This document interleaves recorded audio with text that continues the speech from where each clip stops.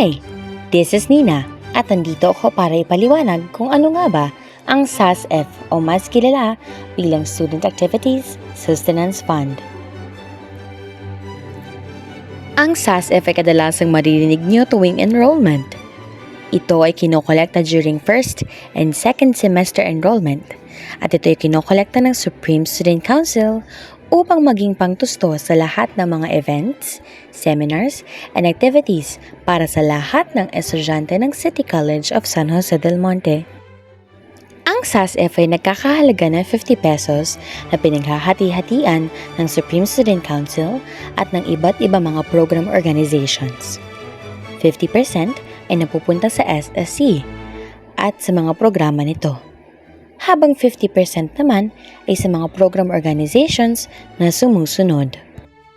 Narito ang mga programa under SAS o mas kilala bilang School of Arts and Sciences, Psychology Society, Humanistica, Junior Social Workers Association of the Philippines, CCSJDM Chapter or JSWAP, Student Animators and Game Developers Association o SAGA.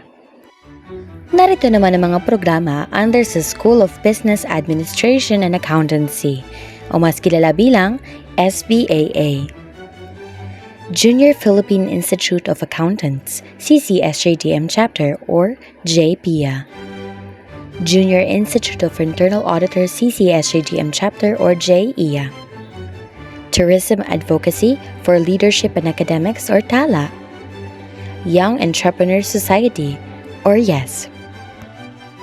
Narito naman ang programa under School of Education na kung tawagin ay Education Society. Narito rin ang programa under School of Criminal Justice or SCJ na Integrated Association of Criminology Students or IACS. And last but not the least, under the School of Public Administration and Governance or SPAG, ang League of Integrated Public Administration Studentry Dedicated for Service o mas kilala bilang LIPAD. Ang perang napupunta sa program organizations at SSC ay depende sa dami ng mga students na nag-enroll.